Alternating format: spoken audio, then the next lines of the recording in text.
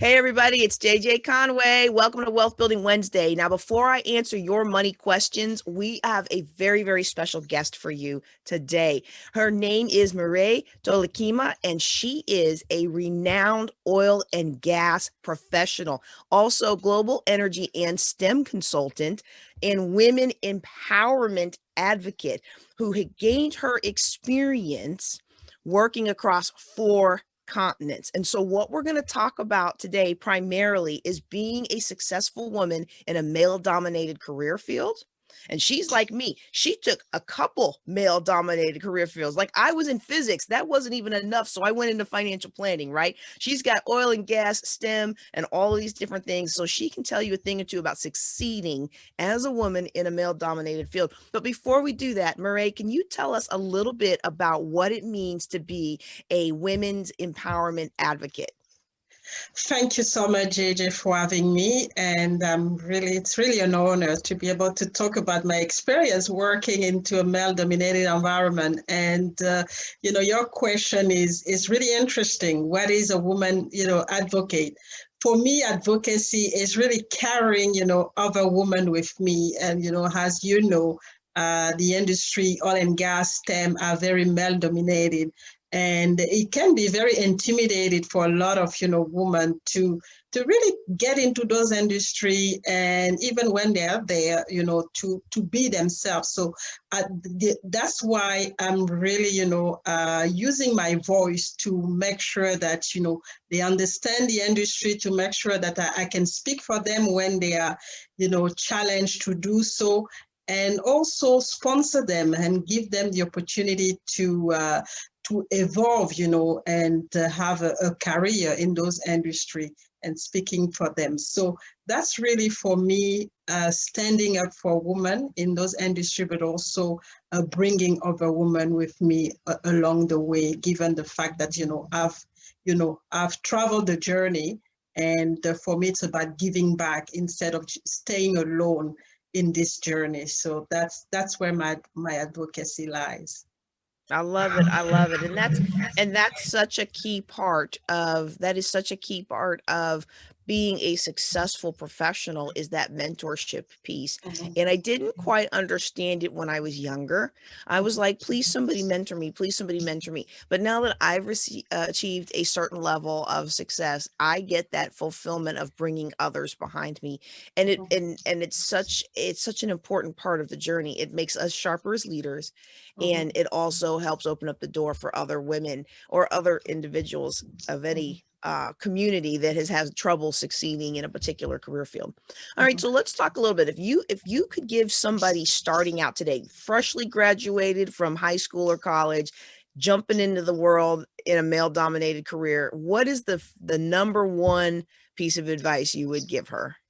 So number one piece of advice would be, don't be intimidated. Just be yourself, because I think that's one of the error number one that I did is, arriving there, being a Black woman, really being intimidated and basically losing my focus, changing my focus from having the skills to be there and being, being a professional. And that's why I was there, into saying to myself that I'm a victim, I'm a woman and a Black woman, so I might not be able to succeed. So just be yourself, go into it as a professional, and focus on what you can control, and which means work hard and have a plan, but just do it. I mean, it's not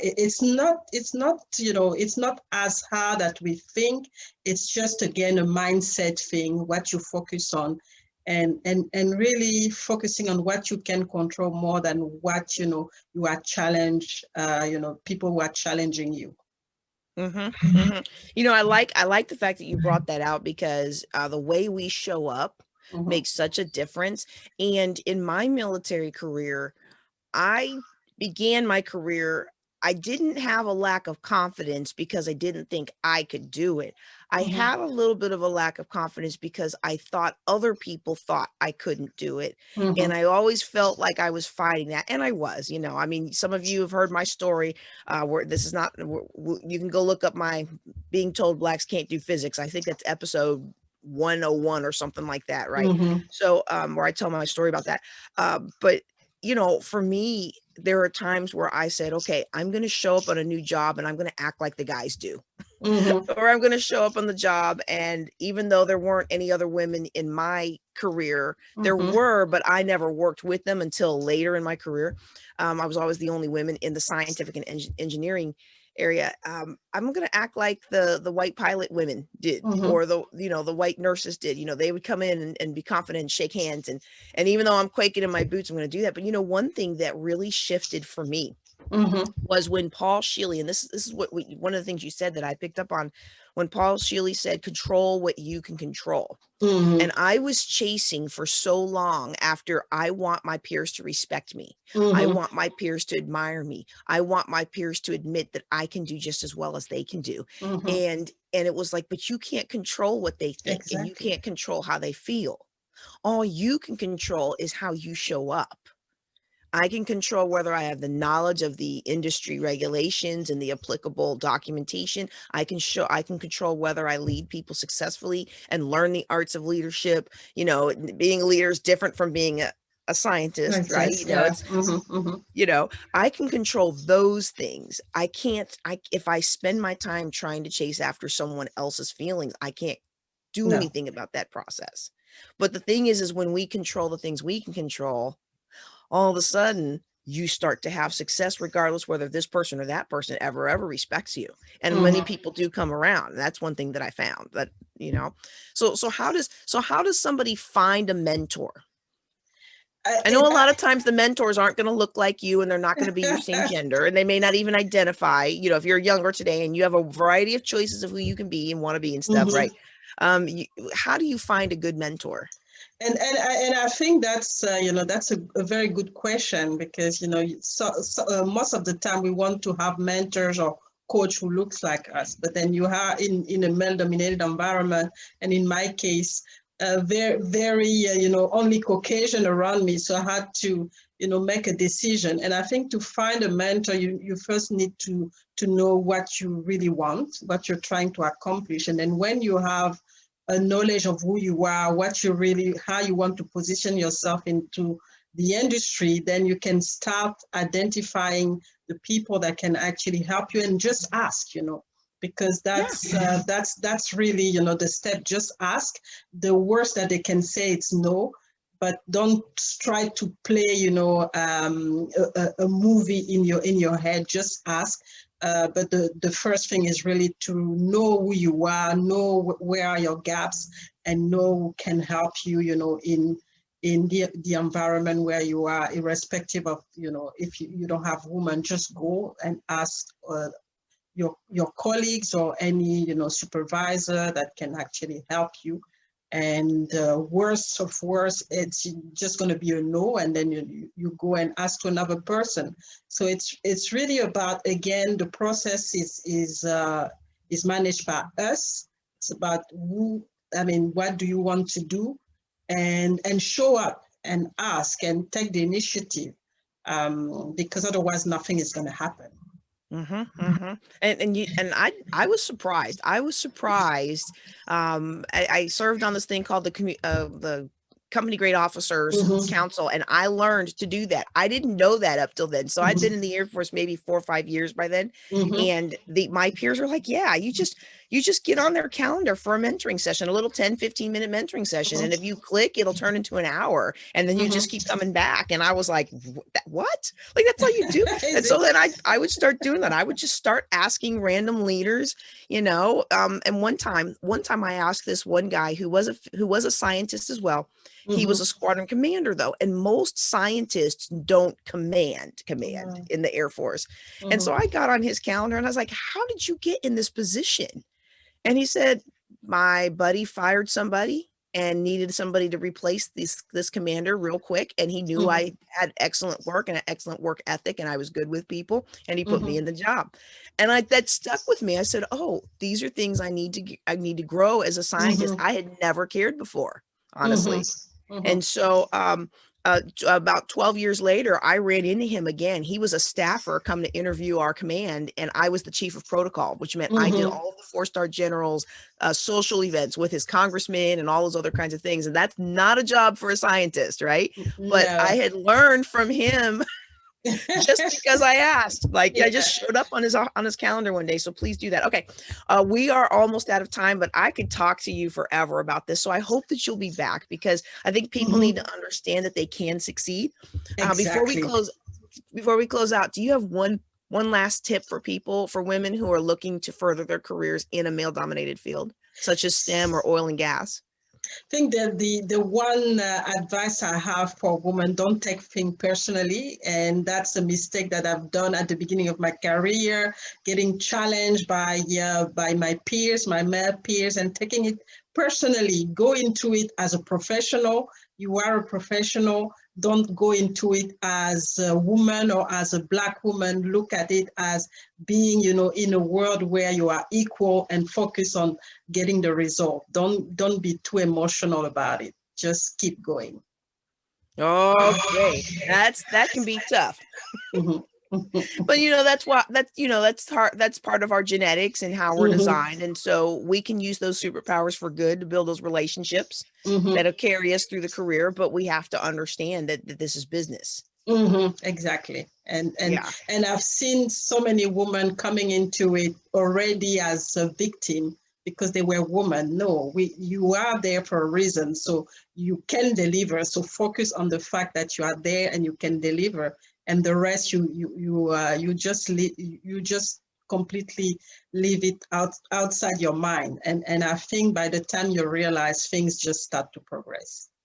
Well, thank you so much, Mireille. You're I think you've welcome. inspired quite a few women today. I'm glad that you're part of our Women's History Month special on women succeeding in finance, business, and anything they want in life. So thank you for being with us today. For everybody watching or listening, if you're listening on the podcast, please hang on. I'm gonna switch gears and I'm going to pull up your money questions. If you haven't asked a money question yet, you can do so at buildingwealthtogether.com, or you can go to JJC link /ask JJ. All right, everybody, y'all take care and be blessed. Thank you very much for having me. Thanks. Okay. So that was a nice segment. Yes. I just feel like you have so much more to offer, though. I hope we can have you back sometime. Yeah, it's short, but I mean, it's already a good thing. So if they want more, then you know where to find me.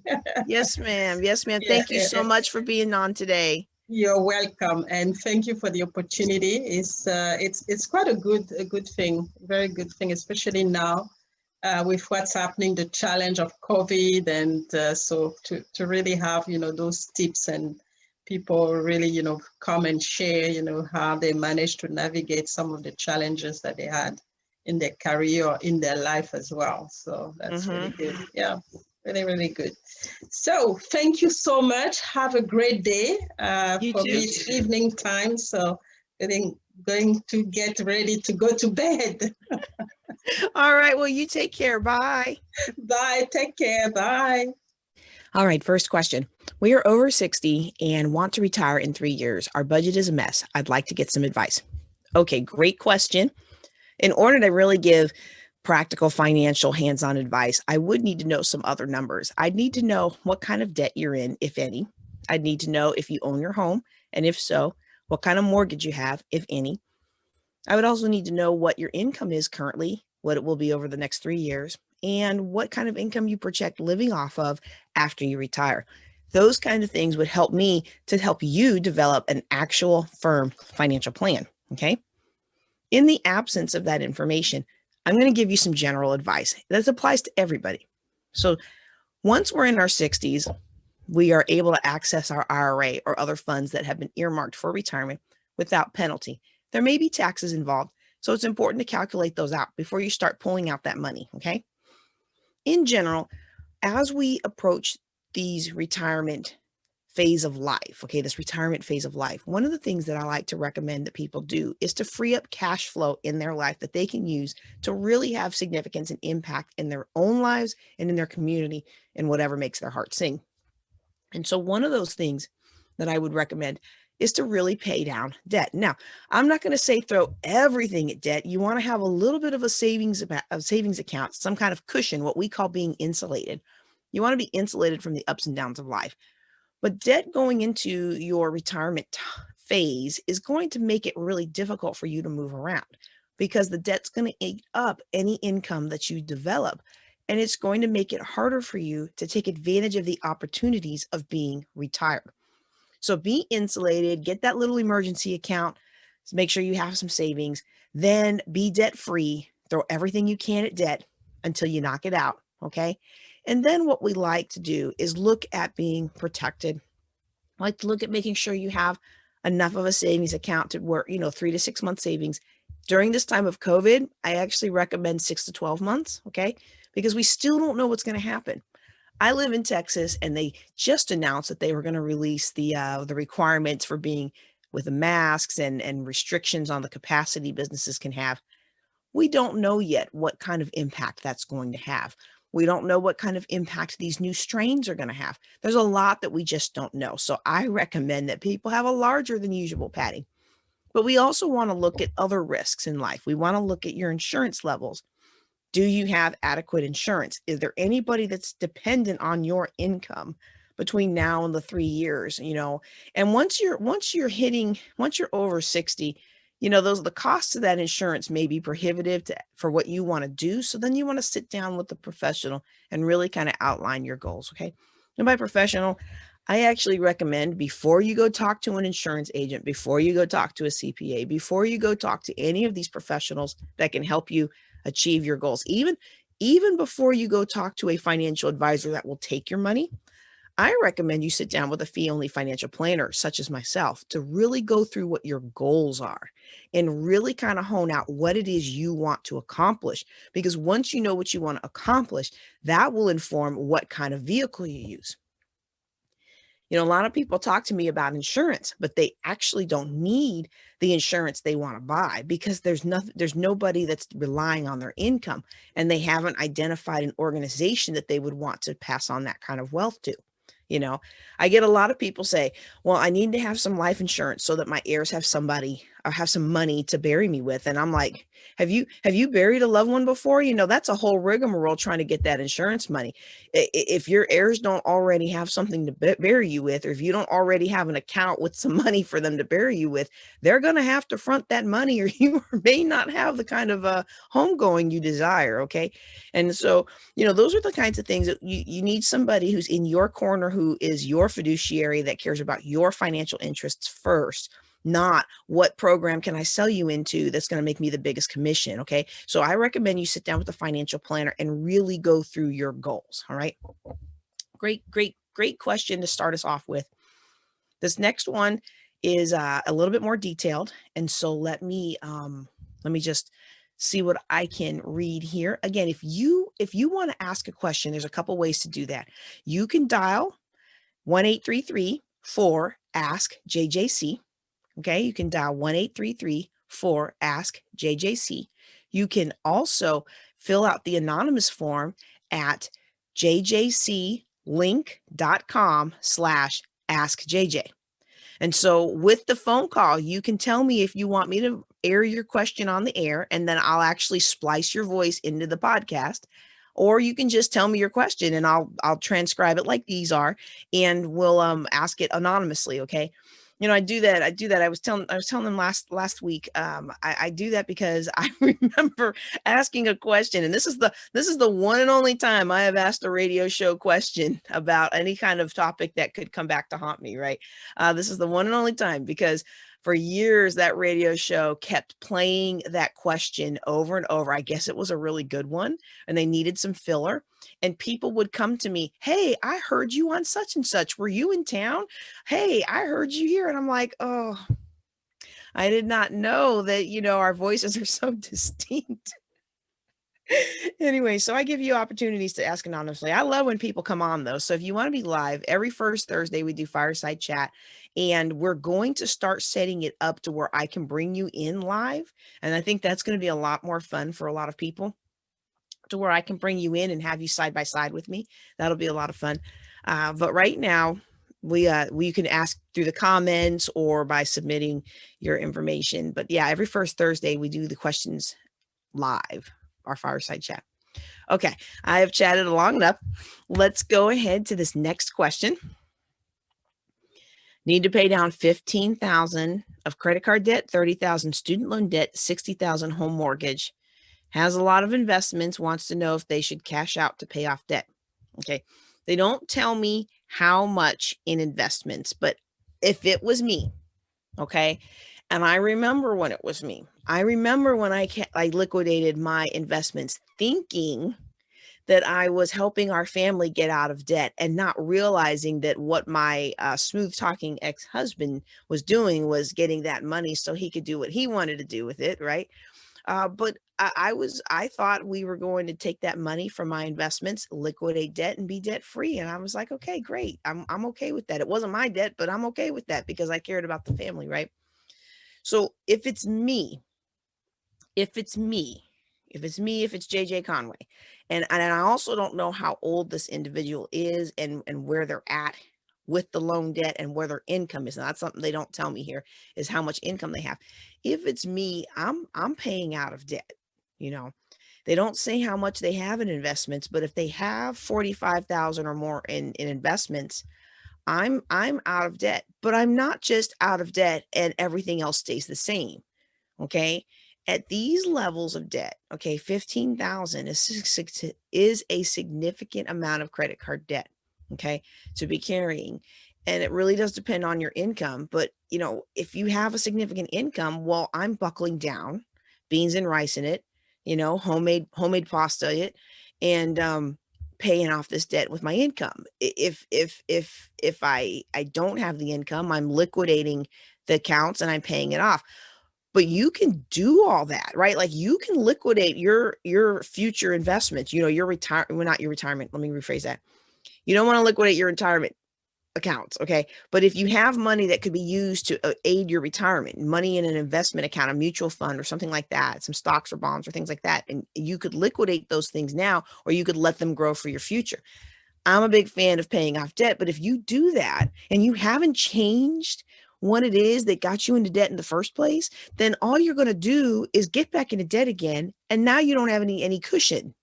And so it's really the psychological shift of cutting up the credit cards or freezing. I think Clark Howard recommends freezing the credit cards, like putting them in a Ziploc bag of water and literally freezing it. Doesn't really help much with today's online shopping. Like I don't even have to know my debit or credit card numbers. You know, when you go into a store, it saved whatever you did last time, you know. Which I got a rude awakening on because withdrawal came up on my account for Xbox. Like, whoa, because apparently my son figured out how to buy stuff, right? Yeah. But anyway, you don't want to liquidate all your accounts and pay off your debt if you haven't changed the behavior that got you into debt in the first place. Okay. And so we really want to look at that behavior. Liquidating the debts to pay off the accounts, I think, is a solid financial strategy. However, it's only a solid financial strategy if you fix the behavior that got you into debt. And sometimes for some clients, I will actually recommend that they go through the process of beans and rice in it until they can pay off their debt. All right, next question. Soon to be newlywed, trying to combine tons of debt while providing for our future. Okay, this is so exciting. It's so exciting getting ready to be married and wanting to prepare for the future. And I actually think this is a great time to start planning for your future, is before you get married. And I'm going to recommend a couple things. Okay. The very first thing that I'm going to recommend is that you all sit down before you get married and, no kidding, look at each other's bank statements and credit reports. And I say that because you can get a lot of surprises where you think one person's debt free and they've got a whole lot of hidden debt. Okay. Been there. And I'm going to recommend that you sit down and you look at what you guys have and that you come up with a plan to pay it off. Now, I say come up with a plan to pay it off. That's something a fee-only financial planner like myself can help you do, or even a financial coach can help you do. You can go, you know what?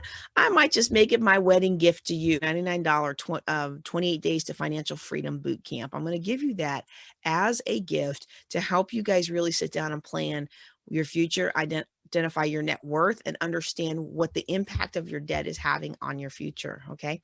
And so with that, what you would want to do is you want to sit down and do that planning.